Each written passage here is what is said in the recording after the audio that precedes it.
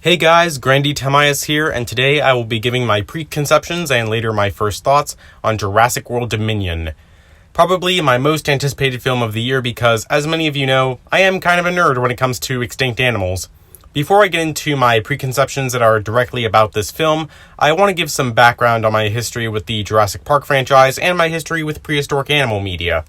In the year 2013, I was a freshman in high school and would often go to the library during my lunch period.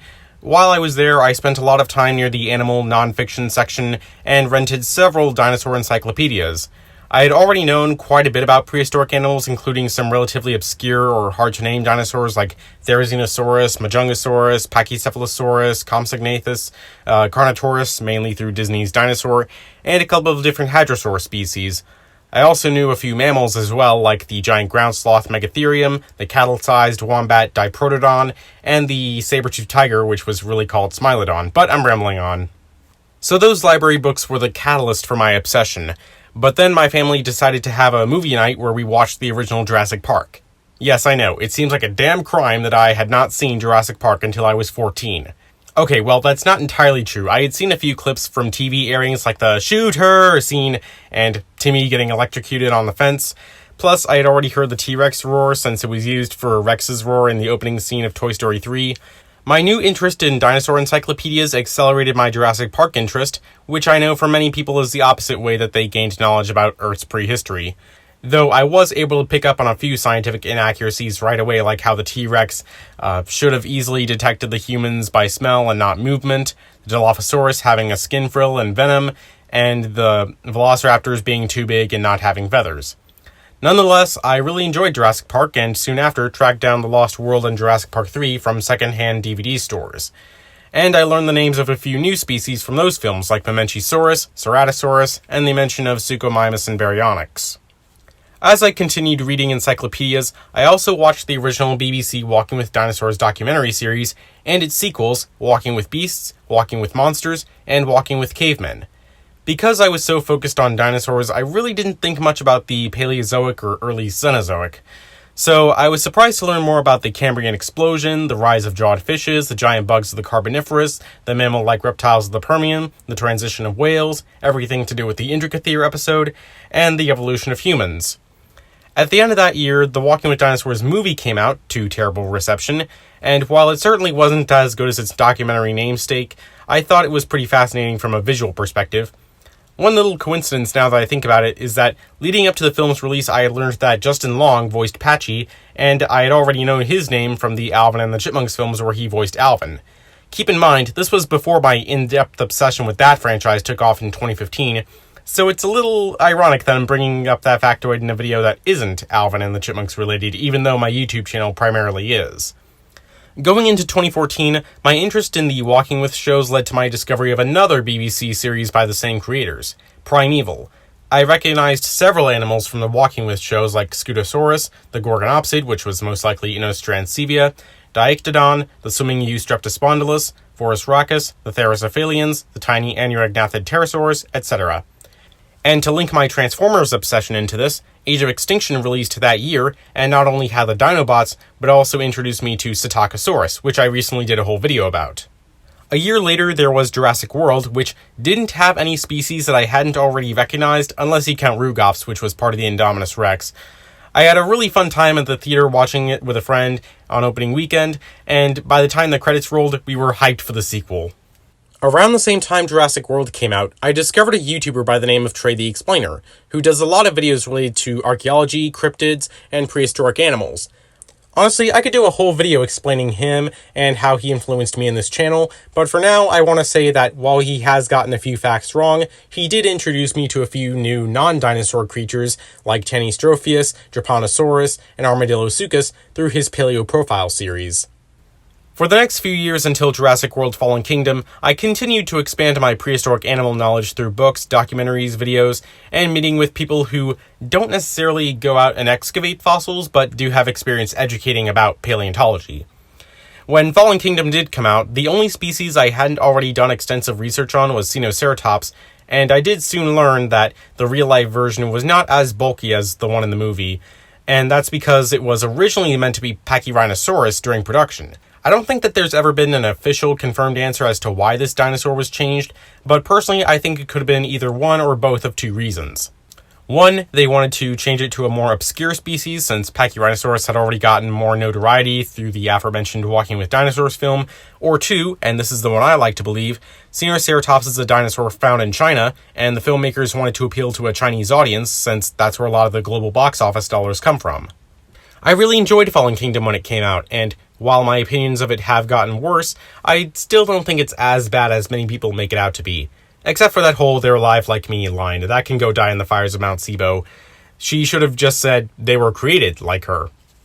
Some of the new dinosaurs in Fallen Kingdom, like the Baryonyx and the juvenile Allosaurus, had pretty drab designs in my opinion, and the Indoraptor just didn't hold the same kind of intimidation as the I-Rex or what we've seen so far with the Giga.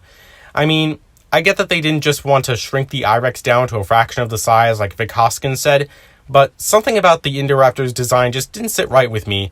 Maybe it was just how smooth it was, like with those large flat scales on its back and the lack of any bony osteoderms like on the I-Rex, and the lack of any head crust as well. I did also find it weird that Dr. Wu required a bone sample of the Indominus Rex, even though he and his mercenaries got away with a whole bunch of dino DNA in the previous film. Which I would have thought some of that would have had to have been I-Rex DNA, right? To be fair, they did kind of cover this in Camp Cretaceous Season 3, but all that did was explain why it took so long to create the Indoraptor.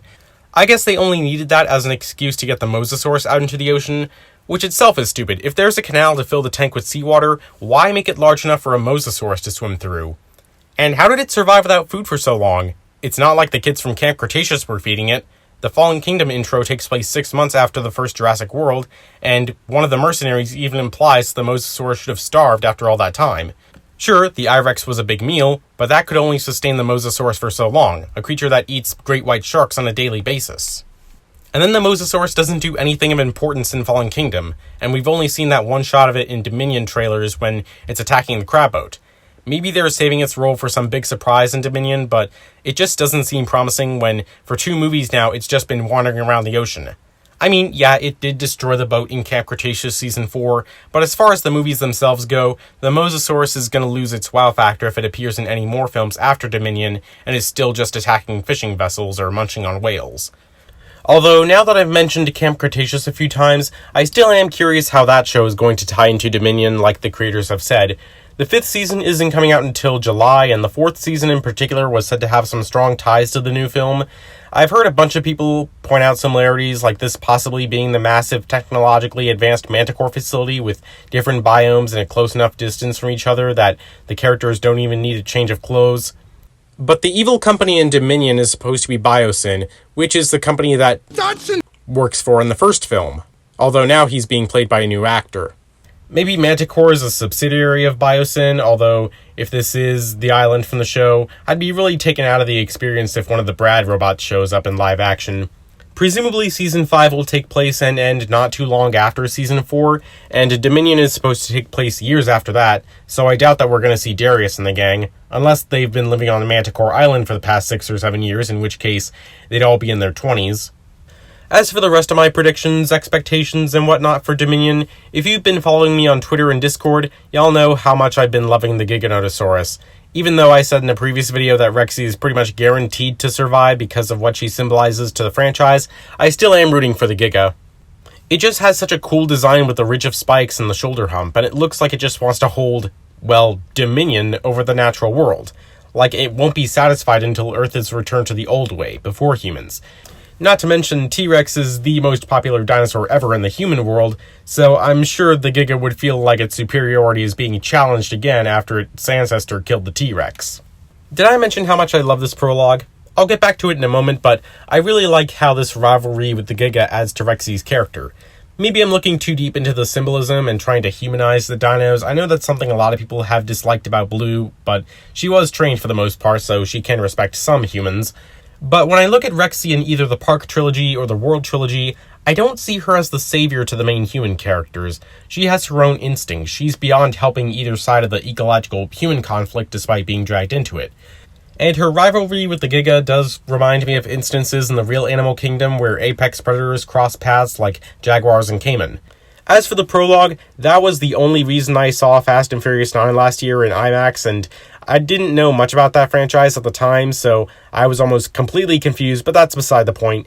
This has got to be my favorite scene in the whole franchise so far. Obviously, we'll have to wait and see how the entire movie itself holds up, but as for an individual scene, I love this so much. Yeah, it has a lot of inaccuracies, and it does go against what Dr. Wu said about the dinosaurs looking quite different, but it just looks so stunning.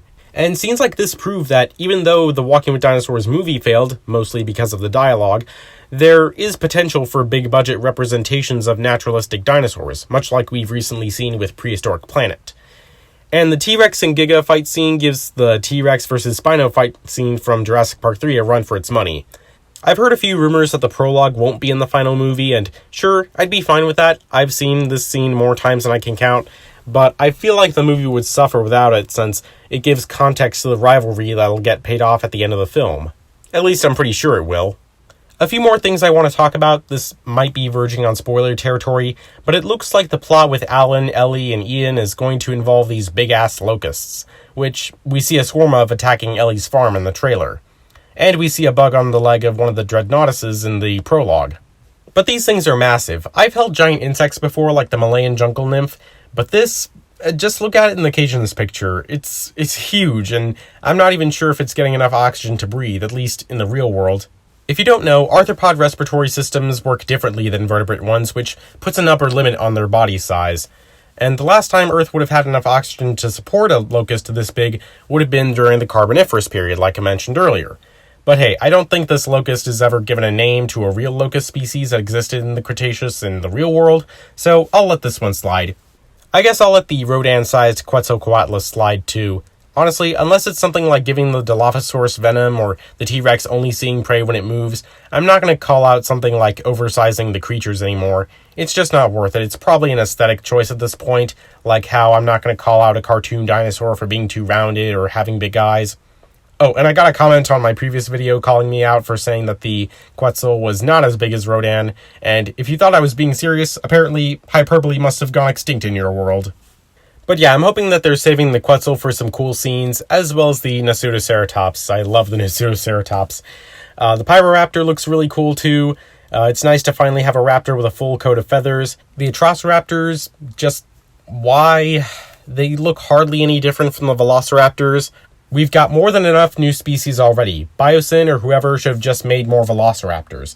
I'm not even sure trying to put emphasis on Blue being the last Velociraptor like in Fallen Kingdom matters anymore now that she has Beta, and we saw more Velociraptors in Camp Cretaceous Season 4. Dimetrodon, not expecting too much out of it. It looks like it has some larger scales on its skin, even though it was more closely related to mammals. Dreadnoughtus, looking far better than the Evolution game version, in my opinion. I just want it to bring something unique and not just replace the Brachiosaurus now that they're extinct again. Parasaurolophus is getting a new look, which I'm all for, although with how diverse hadrosaurs were, I would have preferred to see some new ones that we haven't seen in the movies yet, like Lambeosaurus, Edmontosaurus, or the massive Shantungosaurus. The only dinosaur I didn't know about until seeing the prologue was the Morocentrepidus, which is a relatively recent discovery. I do hope that we see more of the Oviraptor as well, since we only saw it in a dark cave in the prologue. Finally, even though Dominion is being hyped as the end of the Jurassic era of films, I expect that there will be some kind of setup for more films, maybe centered on animals from other time periods. Of course, we're getting the Dimetrodon, but I would love to see other Paleozoic animals like the Diplocaulus and Gorgonopsid. We also saw a Smilodon in Camp Cretaceous, and mammoth remains from Siberia were mentioned as well, so I'd love to see more mammals like Indricotherium, Megatherium, and Arctodus. But hopefully the dinosaurs won't go anywhere. Rexy might pass away eventually, since she's already pretty old in T-Rex years. Beta could be the main Velociraptor once she's grown up. And the humans, well, I think that would depend more on whatever situation is going to bring them back together or give them a call to action. Anyway, this section is getting pretty long, so I guess I'll just have to wait and see how many of my predictions came true. If you're watching this after having already seen the movie, I probably seem like an idiot because of how much I got wrong. If you haven't seen the movie yet, don't worry, I won't spoil anything in the next section, but I'd still recommend watching the movie first. Luckily, I did get a ticket for a Thursday night showing, so I'm going to try and get this out as soon as possible, so I'll talk to you after the show with my first thoughts. Hey guys, I'm out of the theater, and I can confidently say, for now at least, I don't know if my opinion's going to change, but I think that this is the best film in the World Trilogy. Is it the best sequel to Jurassic Park movies in general? I don't know. It's, a bit too early to say whether it's better than The Lost World. But, yeah, I really enjoyed this film. There's not too much to be disappointed by, although, some of the dinosaurs, only get very brief appearances. Like the Giganotosaurus doesn't appear much, and, that's another thing. The Prologue does not appear in the movie, and, I'm fine with that. I just, really liked the scenes that the Giga appeared in. All the human characters were written and performed very well. When the World Trilogy characters meet the Park Trilogy characters, there's, some funny interactions about times that they've had, and, it's pretty heartwarming. Unfortunately, the Camp Cretaceous connections are pretty minimal. They're tangentially related, but I don't want to spoil what it is. But I do love the attention to detail and how they carried over the continuity from Jurassic World Fallen Kingdom. As flawed as that film was, it doesn't hinder anything with the story that Dominion is trying to tell. As I said in the Preconceptions, I didn't really have any high hopes for the Xenoceratops, and those, I will say that was a problem. They were pretty stupid. Overall, really enjoyed this film. Sorry to keep this section pretty short, but I gotta get back home, and I gotta get more tickets to this thing, because, it was pretty good. I definitely recommend it. Anyway, see y'all.